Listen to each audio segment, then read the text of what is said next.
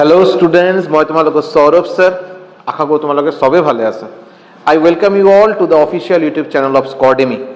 So, আজি বাৰু মোৰ ফাৰ্স্ট ক্লাস ইন্ট্ৰোডাকশন ক্লাসটো লোৱাৰ পিছত আজি বাৰু ফাৰ্স্ট ক্লাস আৰু যেনেকৈ মই ইন্ট্ৰোডাকশন ক্লাসটো বস্তুখিনি এবাৰ মেনশন কৰিছিলোঁ যে মেথছৰ মই বহুত কেইটা চাপ্টাৰ আপোনাক বহুত কেইটা যিটো আমাৰ সিলেবাস হয় আৰু তাতে আমি চাইছোঁ যে 22টাৰ পৰা 25টালৈকে আমাৰ চাপ্টাৰ আমাৰ যিকোনো এক্সামৰ বাবে এটা আসাম পুলিচ কক এডিআৰই কক যিকোনো এক্সামৰ বাবে মেথছৰ মোটামুটি 22টাৰ পৰা 25টা চাপ্টাৰ হয়, ৰিজনিঙৰ মোটামুটি 16টাৰ পৰা 20টা চাপ্টাৰ হয়। বাট মই নৰ্মালি কি কৰোঁ যে এটা চাপ্টাৰ লৈ বস্তুখিনি ষ্টাৰ্ট কৰোঁ, বাট মই ইয়াতে আজি এই পাৰ্টিকুলাৰ স্কৰ্ডেমি এটা নতুন চেনেল তাতে মই সোমাই আছোঁ, তাতে নতুন মই ক্লাছ কেইটা কৰাৰ মই ট্ৰাই কৰি আছোঁ বাৰু। চ' এইটো অলপ এটা নতুন ইনিচিয়েটিভ বা নতুন এটা মই প্ৰচেছ বা নতুন এটা মেথড ফ'ল' কৰাৰ মই ট্ৰাই কৰিম। কি এইটো হ'ল যে অবভিয়াছলি আমি আমাৰ বেছিক যিটো আমাৰ ট্ৰেডিশ্যনেল যিটো আমাৰ মেথছৰ কুৱেশ্যন যিটো আমাৰ এক্সামত আহে আমি চাপ্টাৰ ৱাইজ টপিক ৱাইজ নিশ্চয়কৈ ডিছকাছ কৰিম, প্ৰিভিয়াছ ইয়াৰ কুৱেশ্যন নিশ্চয়কৈ ডিছকাছ কৰিম।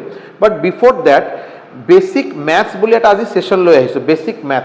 বেছিক মেথছ মানে আজি এই ছেশ্যনত আপুনি বেলেগ বেলেগ চাপ্টাৰৰ পৰা ইম্পৰ্টেণ্ট কেইটামান কুৱেশ্যনছ পাব।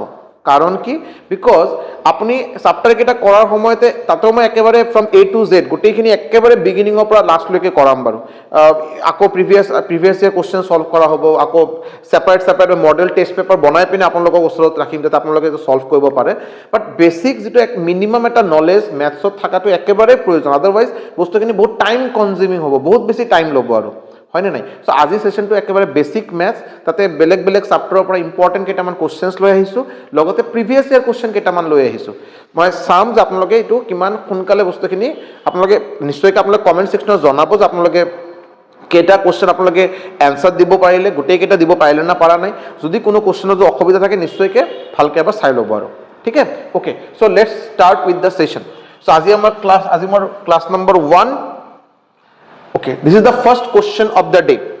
Eto baru aji amar first question, bahut simple eta question hoy. 20% of 500 plus 30% of 600 equal to x. X or মান কিমান হ'ব, x or মান নিৰ্ণয় কৰিব দিছে আমাক ইয়াতে। চাব obviously to বৰ answer উলাটো ডাঙৰ কথা নহয়, আপোনালোকে মই ভালকে জানো যে আপোনালোকে নিশ্চয়কৈ এটা answer উলাব। বাট এই কোৱেশ্চনটো দিয়া কাৰণ কি মই দুটামান কথা ইয়াতে কৈ আছো। চাব যেতিয়া আপুনি চাব পাৰ্চেন্টেজ মানেই হ'ল 1/100। পার্সেন্টেজ মানে হল 1/100, 100 দি ভাগ করা, শতাংশ মানে 100 দি ভাগ কৰিলে বেলেগ কোনো কথাই নাই আৰু। সো পার্সেন্টেজ মানে 1/100 মানে যদি মই বস্তুখিনি আপোনাক কওঁ যে সাপোজ মই আপোনাক ক'লো 25% মানে হল আপোনাৰ 25 ইনটু 1/100 হয় না নাই। সো মই যদি আপোনাক ইয়াতে কওঁ বাৰু 400%, সো 400% মানে 400 ইনটু 1/100। এতিয়া এই এটা 0 এই এটা 0 এই এটা 0 এই এটা 0 ক্যান্সেল হৈ গ'ল, আপোনাৰ অ্যানসাৰ কি থাকিল, অ্যানসাৰ থাকিল আপোনাৰ 4। ওকে, সো মই যদি ইমান ক্যালকুলেশন ইমান বস্তুখিনি যদি কৰিব নাযাওঁ, মই ডাইৰেক্টলি মই এনেকৈ লিখিব নোৱাৰো নেকি যে এই 100 যে আছে 100 এই এটা 0 এই তলত এটা 0 হৈ গ'ল, এই বস্তুটো ইয়াতে এটা 0 হৈ গ'ল হয়নে, এই 0টোৰ তলত আহি গ'ল, এইটো এটা তলত আহি গ'ল, মানে মই ডাইৰেক্টলি যদি আপোনাক ক'বলৈ যাওঁ যে এই 0ৰ লগত এইটো কেনসেল হ'ল, এই 0ৰ লগত এইটো কেনসেল হ'ল, থাকিল আপোনাৰ অ্যানসাৰ 4 is the অ্যানসাৰ। Clear.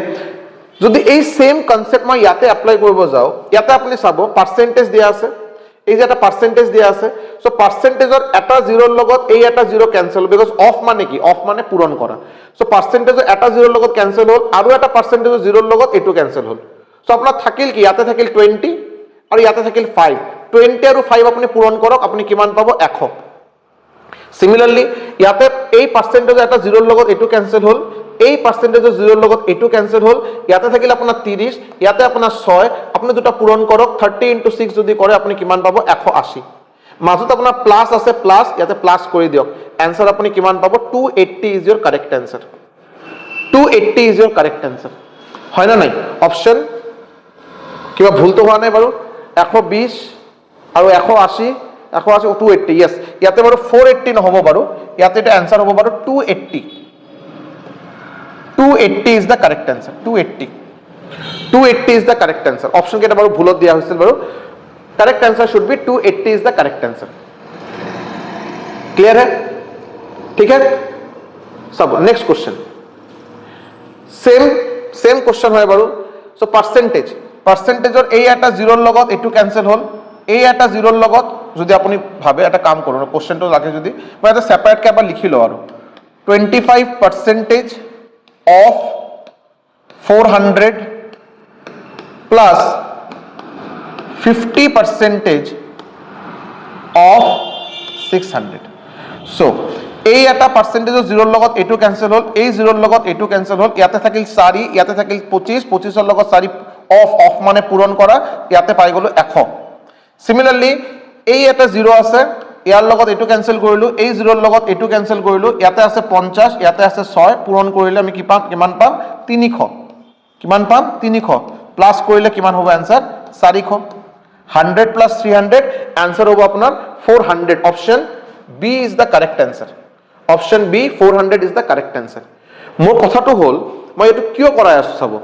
Percentage calculation কৰাটো আপোনালোকে নাজানে নেকি নিশ্চয় জানে মই গম পাও আজি যেটো বাৰ যিসকলে ভিডিও চাই আছে নিশ্চয়কে জানে বাট এনেকে যে ক্যালকুলেশন কৰা যায় ইমান স্পিডত যে কৰা যায় এটো জানা প্ৰয়োজন তাৰ মানে হেতুও নহয় যে মই যেতিয়া পাৰ্সেন্টেজ এটা সেপাৰেট চ্যাপ্টাৰ হয় আমাৰ টিচাৰে নিশ্চয় কিন্তু স্টাৰ্ট কৰেছে ময়ও আকৌ এটো কৰাম আৰু ডিটেইলছত কৰাম একেবাৰে বিগিনিংৰ পৰা কৰাম বাট বেসিক বস্তুখিনি এটা যদি অলপ জানা থাকে তেতিয়া আমি বস্তুটো বহুত খুনকালে আমি হেক কৰিব পাৰিম কভাৰ কৰিব পাৰিম হয় না নাই আহক নেক্সট কোশ্চেন এটা লগতে এটা কনসেপ্ট কৈ দিও যি কোনো ভগ্নাংশৰ পৰা যদি শতাংশ লব লগা থাকে যি কোনো ভগ্নাংশ মানে ফ্ৰেকশন পৰা যদি শতাংশ মানে পাৰ্সেন্টেজত কনভাৰ্ট কৰিব লগা থাকে কেনেকৈ কনভাৰ্ট কৰিম সাপোজ মই আপোনাক কলো x/y এটা ভগ্নাংশ হয় এটো যদি কনভার্ট কৰিব লাগে আপোনাৰ পাৰ্সেন্টেজত এটো যদি আপোনাক কনভাৰ্ট কৰিব লাগে পাৰ্সেন্টেজত মানে শতাংশত যদি কনভাৰ্ট কৰিব লাগে আপুনি একো নাই খালি আপুনি ভগ্নাংশৰ লগত খালি এটা 100 পূৰণ কৰিব খালি ভগ্নাংশৰ লগত খালি আপুনি 100 এটা পূৰণ কৰি দিব আৰু লগত এটা পাৰ্সেন্টেজৰ চিহ্ন বহাই দিব শতাংশৰ চিহ্নটো বহাই দিব হৈ গল বাৰু যি কোনো ভগ্নাংশৰ লগত যদি 100 পূৰণ কৰে আপুনি যেটো ভ্যালু পাব এটো পার্সেন্টেজে বহাই দিব आंसर পাই যাব যেনেকৈ সাপোজ মই আপোনাক কলো 2/5 2/5 এটা ভগ্নাংশ হয় মই আপোনাক কলো এটো কনভার্ট কৰক শতাংশ বনাই দিয়ক পাৰ্সেন্টেজ বনাই দিয়ক আপুনি কি কৰিব 2/5 লিখিব লগতে কি কৰিব 100 এটা পূৰণ দিব আৰু পাৰ্সেন্টেজৰ চিহ্ন বহাই দিব কটাকটি কৰক আপুনি কটাকটি কৰি কিমান পাব এই 100 আপুনি 50 যদি কাটে ইয়াতে পাব আপুনি 20 ৰ লগত 2 যদি পূৰণ দিয়ে আপুনি পাব 40% যি কোনো ভগ্নাংশৰ লগত আপুনি যদি 100 পূৰণ দিয়ে আপুনি ডাইৰেক্টলি এটো পার্সেন্টেজত পাই যাব ভ্যালু ক্লিয়ার এটা একটা কনসেপ্ট হল নেক্সট কনসেপ্ট হল পার্সেন্টেজ টু ফ্র্যাকশন জাস্ট উল্টাটো আৰু আমি লাস্ট স্লাইডত কি শিকিলো যে ফ্ৰ্যাকশনৰ পৰা পাৰ্সেন্টেজ ভগ্নাংশৰ পৰা শতাংশ কনভাৰ্সন এতিয়া আমি শিকি আছো বাৰু কনভাৰ্সন ফ্ৰম পাৰ্সেন্টেজ টু ফ্ৰ্যাকশন শতাংশৰ পৰা ভগ্নাংশ তো তাতে আমি কি কৰিছিলো যেতিয়া আমি ভগ্নাংশৰ পৰা পাৰ্সেন্টেজ লৈকে আহিছো ফ্ৰ্যাকশনৰ পৰা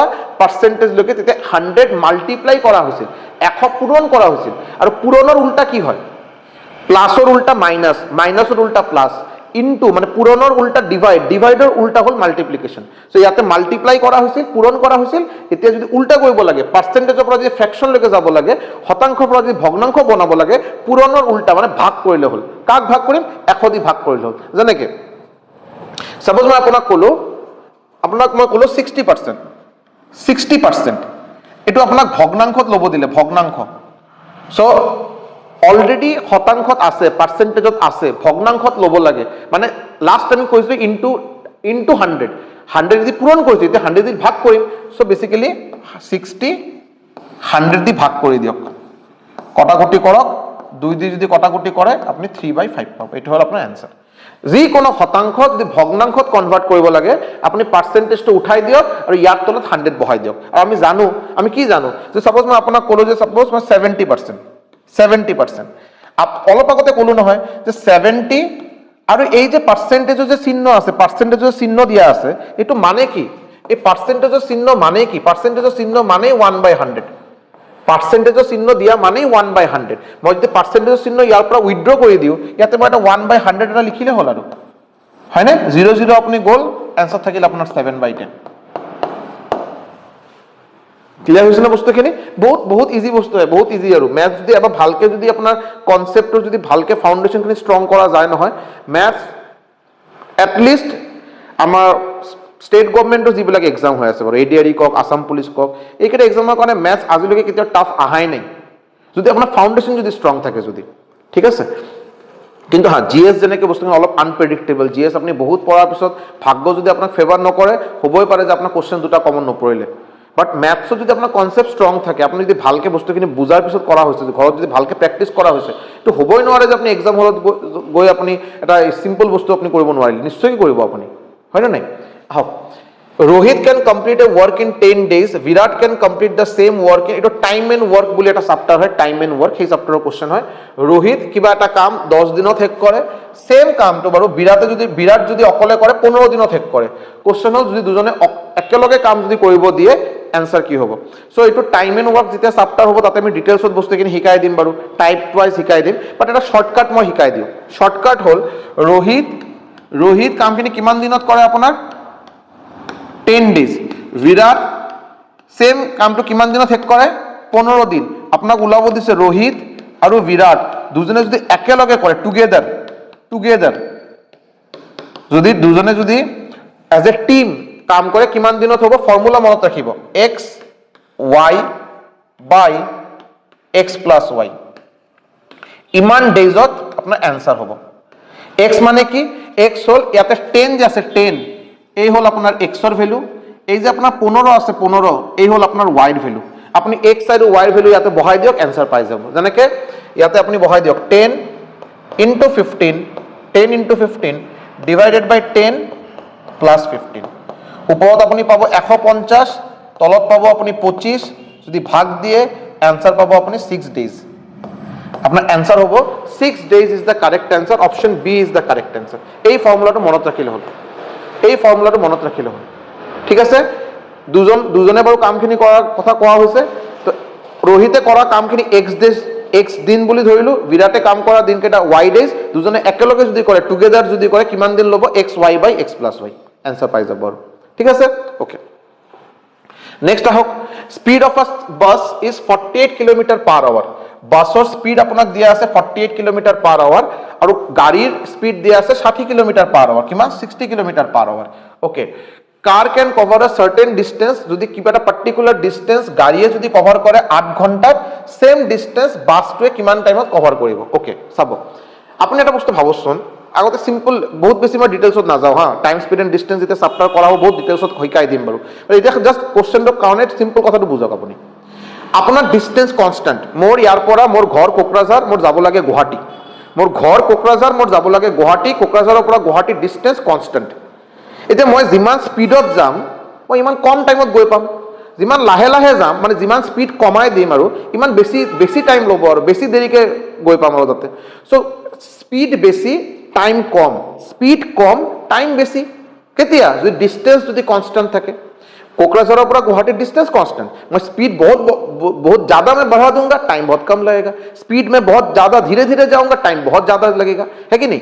तो speed is inversely proportional to time, माने टाइमर रेशियोर उल्टा होबो स्पीडर रेशियो। इनवर्सली प्रोपोर्शनल माने जेटो स्पीड समय गतिर जेटो अनुपात पाम আৰু টাইমৰ যেটো অনুপাত পাম, এটো জাস্ট উল্টা হ'ব। মই জাস্ট এক্সাম্পল দি দেখাই আছো, কাৰ আৰু বাছ, এই কাৰ আৰু বাছৰ আপুনি স্পীড, আপুনি আগতে স্পীড লৈ কথা ক'ব, স্পীড কাৰ, C for car, B for bus. গাড়ীৰ স্পীড কিমান দিয়া আছে আপোনাৰ? গাড়ীৰ স্পীড দিয়া আছে 60 km/h আৰু বাছৰ স্পীড কিমান দিয়া আছে? 48 km/h দিয়া আছে নহয়। এটো আপোনাৰ বাৰু গাড়ীৰ স্পীড, কাৰৰ স্পীড, আৰু এইটো হ'ল আপোনাৰ বাছৰ স্পীড 60:48। যদি আপুনি 12 দি কটাকটি কৰে, 12, বিকজ 12 দি দুটা নম্বৰে যায়, চ' এইটো পাব আপুনি 5, এইটো পাব আপুনি 4। চ' এইটো কি হ'ল? এইটো আপোনাৰ কিহৰ ৰেচিঅ' হ'ল? এইটো আপোনাৰ হৈ গ'ল স্পীড অফ কাৰ আৰু স্পীড অফ বাছ। গাড়ীৰ স্পীড, গাড়ীৰ গতি আৰু বাছৰ গতিৰ অনুপাত পালো 5:4। এতিয়া কোনে কিমান টাইম ল'ব? টাইম টেকেন বাই কাৰ আৰু টাইম টেকেন বাই বাছ, টি মানে টাইম। এতিয়া কাৰ গাড়ীটোৱে কিমান টাইম ল'ব আৰু বাছটোৱে কিমান টাইম ল'ব, সেইটোৰ যেটো অনুপাত হ'ব জাস্ট উল্টা। এই 4 আপোনাৰ এতিয়া আগত আহিব আৰু এই 5 আপোনাৰ পিছত আহিব বাৰু, এইটো হ'ব আপোনাৰ ৰেচিঅ'। যদি স্পিডৰ যেটো অনুপাত থাকিব যদি আপোনাৰ ডিসটেন্স যদি কনস্ট্যান্ট থাকে দূৰত্ব যদি কনস্ট্যান্ট থাকে তেতিয়া আপোনাৰ স্পিড আৰু টাইমৰ অনুপাত সদায় উল্টা হয় 4:5 উল্টা 5:4 2:3 উল্টা 3:2 সো ইয়াতে স্পিড যেটো আপোনাৰ গাড়ী আৰু বাস দুটাৰে স্পিড গতি আপোনাক দিয়া আছে আপুনি ইজিলি দুটা স্পিডৰ পৰা আপুনি অনুপাত উলাই ল'ব পাৰে 5:4 এটা এইটো হ'ল বাৰু স্পিডৰ ৰেশিও এটা উল্টা কৰি দিয়ক 4:5 এটা হ'ল বাৰু গাড়ী আৰু বাসে লোৱা টাইমৰ অনুপাত পাই গলে আপুনি কিন্তু কোশ্চেনত দিয়া আছে আপোনাৰ যে কার এই যে গাড়ী 8 ঘন্টা লয় গাড়ীয়ে কিমান ঘন্টা লয় 8 ঘন্টা লয় বাট আপুনি ইয়াতে কি পাইছে যে গাড়ীয়ে বাৰু কিমান টাইম লয় 4 গাড়ী কিমান টাইম লয় 4 বাস কিমান টাইম লয় 5 সো আপুনি যেটো 4 বুলি কৈ আছে সেটো অ্যাকর্ডিং টু কোশ্চেন এটো হ'ল বাৰু আপোনাৰ 8 ঘন্টা আপুনি বাৰু কৈ আছে যে গাড়ীয়ে কিমান টাইম লয় গাড়ীটোৱে বাৰু 4 লয় 4 hour but according to question দিয়া হৈছে 8 ঘন্টা মানে আপুনি যেটো 4 বুলি কৈ আছে according to question that is 8 মানে 4 যদি 8 আৱাৰ হয় 1 ইকুয়াল টু কিমান হ'ব 1 ইকুয়াল টু 8 ক আপুনি 4 দি ভাগ দিয়ক মানে 2 ঘন্টা সো আপোনাক উলাব লাগে বাসে কিমান টাইম লয় বাসে বাৰু আপুনি যেটো অনুপাত উলাইছে এই অনুপাত অনুযায়ী বাসে কিমান টাইম লয় 5 সো 1 যদি 2 ঘন্টা হয় 1 ইকুয়াল টু যদি 2 ঘন্টা হয় দেন 5 ইকুয়াল টু কিমান ঘন্টা হ'ব 5 ইকুয়াল টু আপোনাৰ 5 ইনটু 2 মানে 10 ঘন্টা হবে आंसर আপনার সো গাড়ীয়ে যেতিয়া 8 ঘন্টা লৈছে বাসে তেতিয়া বেশি টাইম লব বিকজ গাড়ীৰ স্পিড বাসৰ গাড়ীৰ স্পিড বেশি বাসৰ স্পিড কম সো যাৰ স্পিড কম তেখেতে বেশি টাইম লব বাসে বেশি টাইম লব গাড়ীয়ে কম টাইম লব বাসে গাড়ীয়ে কিমান টাইম লৈছিল গাড়ীয়ে লৈছিল 8 ঘন্টা বাসে লব 10 ঘন্টা आंसर আপোনাৰ হ'ব 10 hours is the correct answer 10 hours option A 10 hours is the correct answer clear আও बहुत सिंपल क्वेश्चन है बारू ट्रेंडिंग क्वेश्चन बोली कब पारे √100% सो √100% बहुत इजी 100% आपन लगे की करिब एकई नै सर परसेंट तो बहाय दिम 100 और स्क्वायर रूट वर्गमूल और वर्गमूल स्क्वायर रूट √100 और √10 10 सो आंसर हो गल 10% হয় না নাই आंसर हो गल 10% এটো কারেক্ট এটো বারু একেবারে ভুল आंसर 100 और स्क्वायर रूट 10% বহাই দিলে आंसर 10% অপশনত আছে বাৰু একেবাৰে ভুল উত্তৰ কিয় চাব কাৰণ কি কোশ্চেন দিয়া আছে আপোনাৰ 100% সো আপুনি কি কৰিব √100 আজি আমি শিকিলো পাৰ্সেন্টেজ মানে কি পাৰ্সেন্টেজ মানে 1/100 সো পাৰ্সেন্টেজ উঠাই আপুনি লিখিব পাৰে 1/100 সো a0 গল a0 গল কি থাকিল আপোনাৰ √1 মানে কি √1 মানে 1 আর 1 ইকুয়াল টু কিমান পার্সেন্ট 1 ইকুয়াল টু কিমান percent 1 equal to 100% 1 equal to কিমান পার্সেন্ট 1 মানেই হল আপনার 100% আপনি কৈছে এটা কি কথা হল 1 ইকুয়াল টু 100% কেনেকে হল কিয় নহব আপনি কওকচোন কিয় নহব 100% মই আপোনাক যদি কও 100% মানে কি 100 আৰু এই পার্সেন্টেজটো উঠাই দিলে তলত এটা 100 আহিব পার্সেন্টেজ উঠাই দিলে তলত এটা 100 আহিব নহয় নেকি a0 গল a0 গল আপনি তো 1 এ পাবো সো 1 মানে 100% মানে 1 সো आंसर আপনার হবো 100% এর √ওভার যদি করে আপনি आंसर 100% এ পাবো আপনি आंसर 100% এ পাবো ক্লিয়ার হইছে না ওয়ানে ক্লিয়ার হইছে না ওয়ানে আহক নেক্সট কোশ্চেনত আহক সিমিলারলি √1600% 1600% এটো কি কৰিব 1600 পার্সেন্টেজত ঠাইত আপনি লিখিব 1/100 a0 গল থাকিল আপনার √16 মানে 4 আপনার आंसर 4 আপনার आंसर কি হবে 4 is the answer option A is the correct answer option A is the correct answer clear হোক কি কোৱা হৈছে ঘড়ীত এতিয়া কিমান বাজে 5:20 ঘড়ীত বাজে আপোনাৰ 5:20 বাজে আপনাক উলাব দিছে our hand are minute hand এটা ঘড়ির তিনটা হ্যান্ড থাকে আওয়ারর কাটা থাকে মিনিটর থাকে সেকেন্ডর থাকে সো আওয়ার আর মিনিটর হ্যান্ডৰ মাজত এঙ্গেল উলাব দিছে এঙ্গেল যেতিয়া ঘড়িত বাজে 5:20 এটা এটা ঘড়ি হল বাৰু হয় না এটো 12 3 6 9 5:20 বাজা মানে কি 5:20 যদি বাজে মানে এনেকে কিবা হল আৰু এটা হল আপনার 5:20 বাজে ঘড়িত এতিয়া কথা হল এই যে অ্যাঙ্গেল এই যে কোণ বনাইছে যে অ্যাঙ্গেল এই অ্যাঙ্গেল আপনাক উলাব দিছে থিটা এই অ্যাঙ্গেল আপনাক উলাব দিছে যে আওয়ার হ্যান্ড আওয়াৰৰ আৰু মিনিটৰ যেটো হ্যান্ড তাৰ মাজত অ্যাঙ্গেল কিমান সো ফৰ্মুলাটো মনত ৰাখিব বাৰু থিটা equal to 30h minus 11/2m 30h minus 11/2m আপনার কেটা দিছে টাইম কি দিছে 5:20 সো এই যে 5 এই যে 5 হল 5 এই 5 হল আপনার h ইকুয়াল টু আপনার হবো 5 আর এই যে 20 আছে 20 এই 20 হবো আপনার m 20 হল আপনার m বিকজ ঘন্টা মানে 5 ঘন্টা 20 মিনিট সো আওয়ার অর্থাৎ 5 লিখিব m অর্থাৎ 20 লিখিব 30 into 5 11/2 into 20 হৈ গল এতিয়া 50 into 150 আর ইয়াতে যদি আপনি ক্যান্সেল করে 10 আপনি পাই যাব 110 যদি অ্যাঙ্গেল উলাই দিয়ে কিমান পাবো 40 ডিগ্রি 150 মাইনাস 110 মাইনাস করক আপনি পাবো 40 degree is the correct answer option A 40 degree is the correct answer 40 degree is the correct answer clear হইছে না হওয়া নাই ক্লিয়ার হইছে না হওয়া নাই এটু চাবচোন বাৰু এটু চাবচোন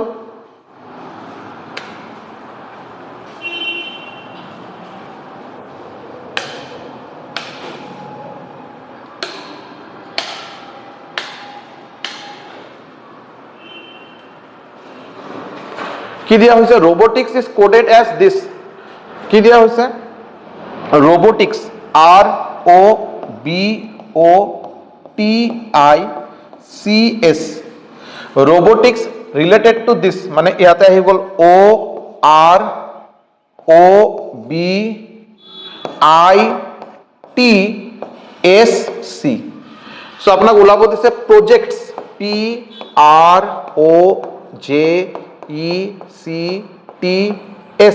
এটো বাৰু আপোনাৰ এডিআৰই তাহা কোশ্চেন হ্যাঁ এডিআৰই প্ৰিভিয়াস ইয়াৰ কোশ্চেন হয় বাৰু সো বহুত সিম্পল হয় চাবচোন এই যে আর ইয়াতে আহি গল ও ইয়াতে আহি গল বি ইয়াতে আহি গল ও ইয়াতে আহি গল TICS এটো বাৰু কোন চ্যাপ্টাৰৰ কোশ্চেনে গম পায় না এটো বাৰু লেটাৰ অ্যানালজি ৰিজনিংৰ লেটাৰ অ্যানালজিৰ কোশ্চেন হয় বাৰু letter analogy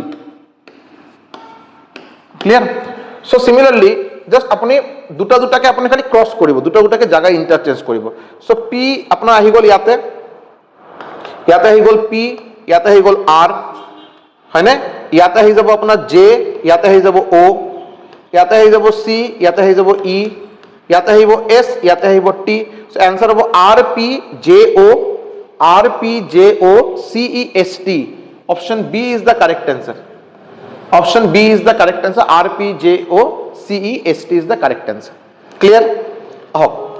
At what speed should a car travel on highway to reach a destination 12 km away in 15 minutes? কি কোৱা হৈছে এটা গাড়ীৰ আপোনাৰ গতি উলাব দিছে যদি গাড়ীটো বাৰু 12 কিলোমিটাৰ গৈ পাব লাগে 15 মিনিটত 12 কিলোমিটাৰ 15 মিনিটত গৈ পাব লাগে সো আমি সবে জানো speed equal to distance by time speed equal to distance by time গতি ইকুয়াল টু দূরত্ব বাই সময় হয় না তো ডিসটেন্স কিমান ইয়াতে বাৰু ডিসটেন্স হল আপোনাৰ 12 কিলোমিটাৰ ডিসটেন্স হল আপোনাৰ 12 কিলোমিটাৰ আৰু টাইম কি দিয়া আছে 15 মিনিট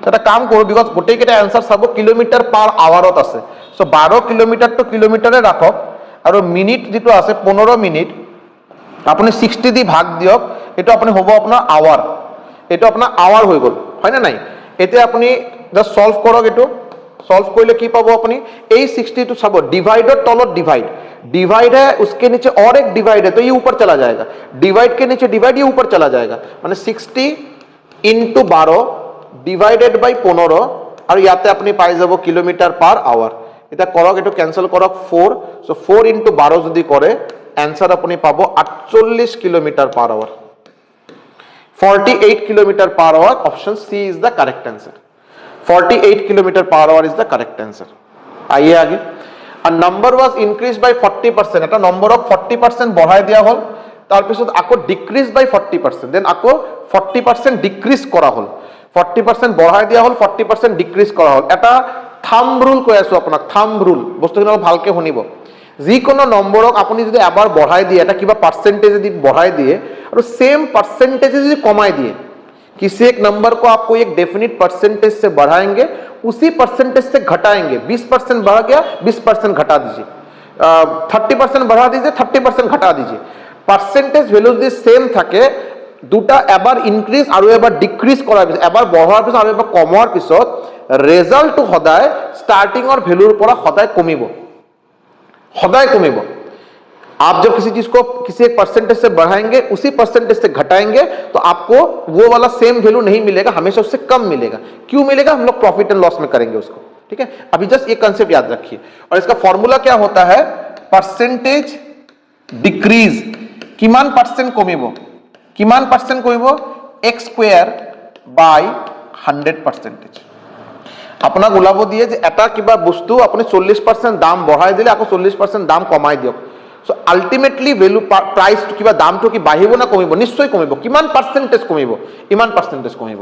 আর ইয়াতে x ইকুয়াল টু কি? x ইকুয়াল টু এই যে 40, এই যে 40 এটা হলো আপনার x। সো ইয়াতে আপনি বহাই দিয়ক 40 square by 100। So 40 into 40 by 100%। A0 goal, A0 goal. So answer will be 16% decrease, 16% কমিব, কেতিয়াও ইনক্রিজ নহয়, কেতিয়াও ইনক্রিজ নহয়। পাৰ্সেন্টেজৰ ভ্যালু আপোনাৰ যি দিয়ক, এবাৰ যদি সেম পাৰ্সেন্টেজ দি বঢ়াৰ পিছত সেম পাৰ্সেন্টেজ দি কমাই দিয়ে, যদি আলটিমেট ভ্যালু অৰিজিনাল ভ্যালুৰ পৰা সদায় কমে হ'ব বাৰু। সো आंसर হ'ব আপোনাৰ 16% decrease is the correct answer। 16% decrease। Clear? आइए, two numbers are in the ratio 2:3, দুটা নম্বৰৰ অনুপাত দিয়া আছে 2:3, product of their HCF and LCM দিয়া আছে 96। চাব, দুটা নম্বৰৰ অনুপাত দিয়া আছে 2:3, মই মানি লৈছো এটা নম্বৰ 2x আৰু এটা নম্বৰ মানি লৈছো 3x বুলি। ক্লিয়াৰ? আমি এতিয়া গম পাও যিকোনো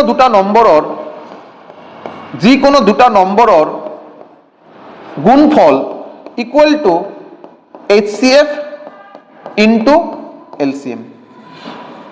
कोई भी दो नंबर का HCF और उसी दो नंबर का LCM रिलेशन क्या होता है कि দুটা নম্বৰৰ আপনি লসাগু গম পায়, দুটা নম্বৰৰ গসাগু গম পায়। যদি আপনি দুটা নম্বৰক পূৰণ কৰে আৰু এই দুটা নম্বৰৰ লসাগু আৰু গসাগু যদি পূৰণ কৰে, ৰেজাল্ট আপনি সদায় সেম পাব। যিকোনো দুটা নম্বৰৰ লসাগু আপনি জানে বা যিকোনো দুটা নম্বৰৰ গসাগু আপনি জানে, যি দুটা এই দুটা পাৰ্টিকুলাৰ নম্বৰৰ পূৰণফল আৰু এই লসাগু আৰু গসাগুৰ পূৰণফল সদায় সেম। এটা হলো আপনার ফর্মুলা। ক্লিয়ার? সো ইয়াতে যদি আমি ভ্যালু কেটা বহাই দিও, এটা নম্বর আপনার 2x, এটা আপনার 3x, ইয়াতে দিল 2x ইনটু 3x। কি কোয়া হয়েছে? HCF আর LCM এর প্রোডাক্ট দিয়া আছে 96, লসাগু আর গসাগুর পূরণফল দিয়া আছে আপনার কিমান 96, দিয়া আছে 96। এতে আপনি কি করিব? কটাকটি করক। So x square equal to 96, 3 into 2 যদি করে 6, তো ডিভাইডেড বাই 6। যদি আপনি কটাকটি করে কিমান পাবো? 16। সো বেসিক্যালি আপনি কি পাই আছে? আপনি পাই আছে x square equal two 16। x square যদি 16 হয়, x ইকুয়াল টু কি হবে আপনার 4। x স্কয়ার যদি 16 হয়, x হবে আপনার 4। আপনার কি নম্বর দুটা সামেশন ওলাব, সামেশন মানে এই যে 2x আর এই 3x এর আপনাক যোগফল ওলাব দিছে। সো 2x মানে কি হবে? x এর ভ্যালু তো আপনি 4 পাই গলে, তো 2x ইকুয়াল টু কি হবে? 2 ইনটু 4, 2 ইনটু 4 দ্যাট ইজ 8। আর 3x এর ভ্যালু কি হবে? 3 ইনটু 4 মানে 12। সো ইয়াতে আপনি পালে 12, ইয়াতে আপনি পালে 8।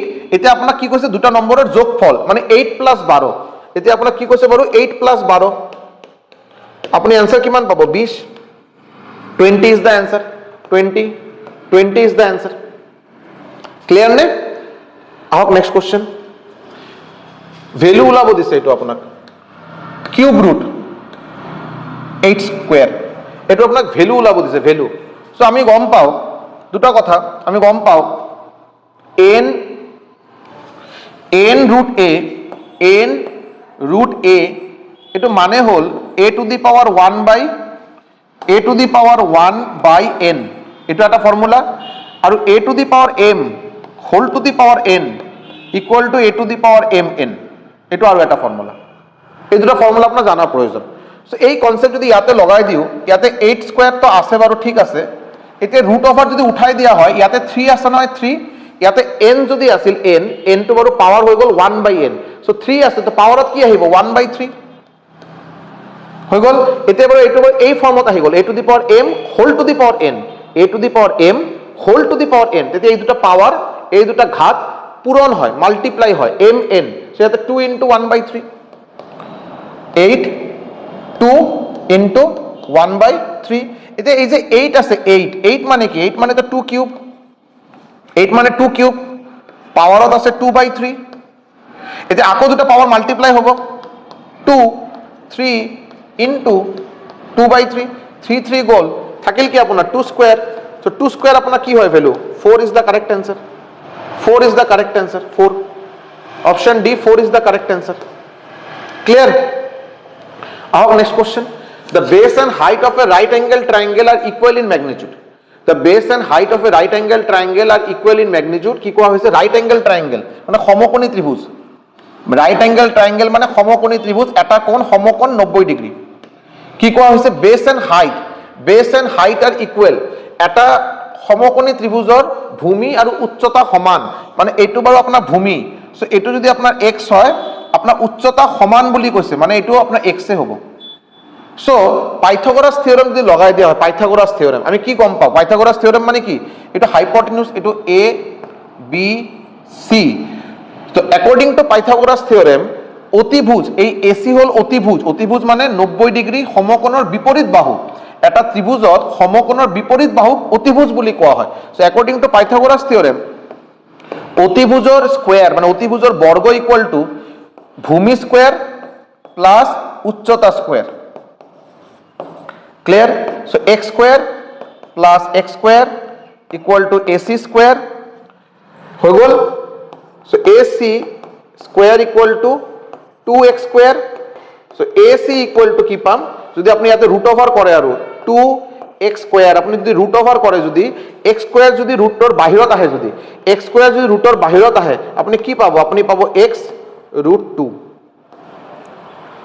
এই হল আপোনাৰ AC ৰ ভ্যালু x √2 কি লাগে আপোনাক ওলাব দিছে এরিয়া অফ দা ট্রায়াঙ্গেল আপোনাক ওলাব দিছে এরিয়া অফ দা ট্রায়াঙ্গেল আৰু কি কয় length of the third side এই যে আমি অতিভুজ ওলাইছো যে থার্ড সাইড মানে কোনটো কোৱাছন অতিভুজৰ ভ্যালু দি আছে 2 √2 আমি অতিভুজৰ ভ্যালু কিমান পালো x √2 আৰু এটো according to question x √2 equal to তোমাক দিয়া আছে 2 √2 √2 গল মানে x ইকুয়াল টু 2 x এর ভ্যালু পাই গলো 2 ওলাব দিছে এরিয়া অফ দা ট্রায়াঙ্গেল এটা সমকোণী ত্ৰিভুজৰ এই ত্ৰিভুজৰ এৰিয়া কি হ'ব এৰিয়াৰ ক্ষেত্ৰফল এৰিয়া মানে ক্ষেত্ৰফল এৰিয়াৰ ফর্মুলা কি half into base into height মানে half into base into height ইয়াতে বেস কিমান x হাইট কিমান x সো আপোনাৰ এই ত্ৰিভুজৰ এৰিয়া কি হ'ব হাফ ইনটু x স্কয়াৰ আৰু x এর ভ্যালু কি পালো আমি x এর ভ্যালু পালো 2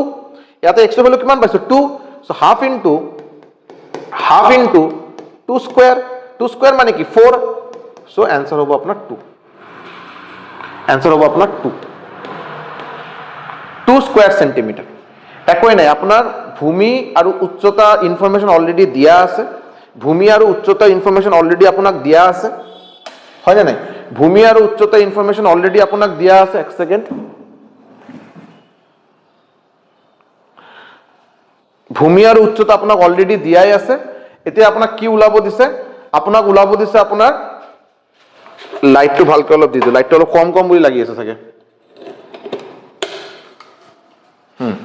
ভূমি আৰু উচ্চতা লাইট ঠিক আছে না এতিয়া বঢ়িয়া ভূমি আৰু উচ্চতা আপোনাক দিয়া আছে সো আপনি ইকুয়াল বুলি কোৱা সমান বুলি কোৱা হৈছে মই x বুলি কনসিডাৰ কৰিলো ইয়াৰ পৰা মই অতিভুজ হাইপোটেনিউস উলাই লৈছো হাইপোটেনিউস উলোৱাৰ পিছত হাইপোটেনিউস কিমান পালো x √2 বাট কোশ্চেনত হাইপোটেনিউস মানে অতিভুজ দিয়া আছে 2 √2 মানে মই যেটো x √2 বুলি কৈ আছো according to question 2 √2 so x মানে 2 হৈ গল x এর ভ্যালু 2 পাই গলো এতিয়া কথা হল আপোনাক এই পার্টিকুলার ত্ৰিভুজৰ কি ওলাব দিছে ক্ষেত্ৰফল ওলাব দিছে সো আপুনি কি কৰিব আপুনি হাফ ইনটু ভূমি ইনটু উচ্চতা আপনি ফৰ্মুলা সবাই গম পায় এটা ত্ৰিভুজৰ ক্ষেত্ৰফল এৰিয়া ফৰ্মুলা কি half into base into height so বেসৰ ঠাইত মই x বহাই দিলো হাইটৰ ঠাইত মই x বহাই দিলো মানে হাফ ইনটু x স্কয়ার আর x এর ভ্যালু আমি ইয়াতে ওলাইছো 2 বুলি so half into 2 square answer পাই গো 2 স্কয়ার মানে 4 4 ক আপনি 2 দি ভাগ কৰক आंसर পাবো 2 ইয়াতে হৈ গল 2 square centimetre is the answer clear find the least number by which it must be multiplied to make it a perfect square আপনার কি দিয়া হইছে এটা নম্বর দিয়া হইছে 1250 এই 1250 কি দি পূরণ করা হবে যাতে এটা কমপ্লিট একটা পারফেক্ট স্কয়ার হয় পারফেক্ট স্কয়ার মানে পূর্ণ বর্গ সংখ্যা পারফেক্ট স্কয়ার নাম্বার মানে পূর্ণ বর্গ সংখ্যা চাবো আগতে এইটো আপুনি উৎপাদক ওলাই দিয়ক, ফেক্টৰাইজেশ্যন কৰক, 2 দি ভাগ কৰক, 625 হৈ গ'ল। আপুনি 5 দি যদি কৰে, আপুনি 5 দি কৰিলে কিমান পাব? 125। 5 দি যদি কৰে আপুনি পাব 25, আৰু 5 দি এবাৰ ভাগ কৰক, আপুনি পাব 5। ক্লিয়াৰ? সো 1250 মানে 2 ইনটু 5 ইনটু 5 কেইটা আছে? এটা, দুটা, তিনিটা, চাৰিটা। সো আপুনি লিখিব পাৰে, আপুনি কি লিখিব? আপুনি লিখিব পাৰে 5 to the power 4। 5 to the power 4 already এটা স্কোয়াৰ নম্বৰ, এইটো বাৰু কোনো অসুবিধা নাই। মই যদি এইটো যদি ৰুট ওভাৰ কৰোঁ, যদি মই এইটো যদি বৰ্গমূল ওলাব বিচাৰোঁ, 5 টু দি পাৱাৰ 4ৰ বৰ্গমূল মানে 5 স্কোয়াৰ, মানে এইটোলৈ কোনো টেনশ্যন নাই, এইটোলৈ বাৰু মোৰ কোনো টেনশ্যনে নাই। টেনশ্যন কি? ইয়াতে 2 এটা আছে, 2। সো এতিয়া যদি মই এই নম্বৰক যদি বৰ্গমূল কৰোঁ, এই 5 টু দি পাৱাৰ 4টো বাহিৰত আহি যাব 5 স্কোয়াৰ হৈ, বাট এই 2টো কি হ'ব? 2টো ৰুটটো হৈ থাকি যাব। সো এই 2ৰ লগত যদি আৰু এটা 2 যদি মাল্টিপ্লাই কৰা যায়, আৰু এটা 2 যদি মাল্টিপ্লাই কৰা যায়, এই 2 আৰু এই 2 মিলি হ'ব তোমাৰ 2 স্কোয়াৰ। তেতিয়া বাৰু এইটো বৰ্গমূল যদি কৰা হয়, এইটো পূৰ্ণ বৰ্গ সংখ্যা হৈ যাব। এইটো এটা পূৰ্ণ বৰ্গ সংখ্যা। পূৰ্ণ বৰ্গ সংখ্যা মানে কি? কোনো নম্বৰক গোটেইখিনি বস্তু আপুনি ইয়াতে লিখক, ওপৰত এটা আপুনি স্কোয়াৰ দিব পাৰে। আপনি ইয়াতে বহুত কেইটা ইনটু ইনটু কৰি কিবা কিবি লিখিলে, ইয়াতে ওপৰত হোল স্কোয়াৰ, মানে এইটো এটা পূৰ্ণ বৰ্গ সংখ্যা। সো ইয়াতে যেনেকৈ যদি সাপোজ ইয়াতে 2 যদি এটা আহি যায়, যদি 2 তো নাই, 2 যদি মই কিবা কৰি ইয়াতে লৈ অহা যায় যদি, তেতিয়া আপুনি কি লিখিব? 2 square into 5 to the power 4, মানে 5 স্কোয়াৰ ইনটু 5 স্কোয়াৰ। আৰু এইটো মানে কি? এইটো মানে হ'ল আপোনাৰ 2 ইনটু 5 ইনটু 5 হোল স্কোয়াৰ। এই হ'ল আপোনাৰ পূৰ্ণ বৰ্গ নাম, এইটো হ'ল আপোনাৰ পূৰ্ণ বৰ্গ নাম্বাৰ, এই পূৰ্ণ বৰ্গ সংখ্যা। ক্লিয়াৰ? সো আপোনাক কি এটা কি আপনি কি নম্বৰেদি পূৰণ কৰিলে এইটো পূৰ্ণ বৰ্গ সংখ্যা হ'ব? এইটো আগৰ পৰা পূৰ্ণ বৰ্গ সংখ্যা নাই। পূৰ্ণ বৰ্গ সংখ্যা বনোৱাৰ কাৰণে আপনি মিনিমাম কোন নম্বৰেদি পূৰণ কৰিব? 2 দি পূৰণ কৰিব, বিকজ 2 এটা আছে, আৰু এটা 2 যদি হয় কোনো কথাই নাই। তো মই কি দি পূৰণ কৰিম? 2 দি পূৰণ কৰিম। আপোনাৰ এইটোৱে ওলাব দিছে, এনসাৰ হ'ব 2। এনসাৰ হ'ব আপোনাৰ 2 is the correct answer. Clear? আহক, when the numerator of a fraction is multiplied by 4 and denominator by 9, ঠিক আছে? নিউমাৰেটৰ মানে এটা ভগ্নাংশৰ লব, লব আৰু হৰ বুলি আমি জানো নহয়। নিউমাৰেটৰ মানে লব আৰু হৰ মানে হ'ল আপোনাৰ ডিনমিনেটৰ। সো কোৱা হৈছে, যদি আপুনি সাপোজ মই ভগ্নাংশটো বাৰু ভাবিলোঁ যে x বাই y আছিল বাৰু অৰিজিনেল ফ্ৰেকশন, x বাই y আপোনাৰ অৰিজিনেলি এই ভগ্নাংশটো আছিল। কি কোৱা হ'ল? নিউমাৰেটৰৰ লগত যদি 4 পূৰণ কৰা হয়, নিউমাৰেটৰৰ লগত যদি এক্সৰ লগত যদি 4 পূৰণ কৰা হয়, আৰু ডিনমিনেটৰৰ লগত পূৰণ কৰা হ'ব 9, ডিনমিনেটৰৰ লগত যদি 9 পূৰণ কৰা হয়, তেতিয়া আপোনাৰ ফ্ৰেকশনটো ৰিভাৰ্স হ'ব। ৰিভাৰ্স হ'ব মানে উল্টা হৈ যাব বাৰু। x বাই y আছিল নহয়, ষ্টাৰ্টিঙত আছিল x বাই y, এতিয়া আপোনাৰ হৈ যাব y বাই x। কোৱা হৈছে আপোনাৰ অৰিজিনেল ভগ্নাংশ যিটো দিয়া হৈছে, আপুনি যদি নিউমাৰেটৰৰ লগত 4 পূৰণ কৰে আৰু ডিনমিনেটৰৰ লগত যদি 9 পূৰণ কৰে, আপুনি যিটো ভগ্নাংশ পাব এইটো x বাই y উল্টা হ'ব, y বাই x হৈ যাব, মানে হয়নে নাই? এতিয়া চাবচোন, x ইনটু x, এই x আৰু এই x পূৰণ হ'ল x স্কোয়াৰ, এই y আৰু এই y পূৰণ হ'ল y স্কোয়াৰ। ক্লিয়াৰ? এই 9 তলত আছে, ওপৰত আহি যাব 9, 4 ওপৰত আছে, তলত আহি যাব 4, মানে x by y whole square equal to 9 by 4. So x by y equal to square যদি এই সাইডত আহে বর্গমূল হ'ব 9 by 4, 9 ৰ বৰ্গমূল কিমান হয়? 3, আৰু 4 ৰ বর্গমূল কিমান হয়? 2। তো আপনি आंसर কি পাবো? 3 by 2 is the answer. কি ওলাব দিছে? ফ্র্যাকশন ইজ, অরিজিনালি ফ্র্যাকশনটো কি আছিল? অরিজিনালি ভগ্নাংশটো কি আছিল? মানে x by y এর ভ্যালু আপোনাক ওলাব দিছে। সো x by y এর ভ্যালু আপোনাৰ কি হ'ব? 3 by 2 is the correct answer, option D. 3 by 2 is the correct answer. Clear? আজিলৈকে আজি বাৰু ইমানখিনি, আৰু আজি বাৰু বেসিক ম্যাথছ আছিল, মই কোনো ডেফিনেট চ্যাপ্টাৰ ষ্টাৰ্ট কৰা নাই।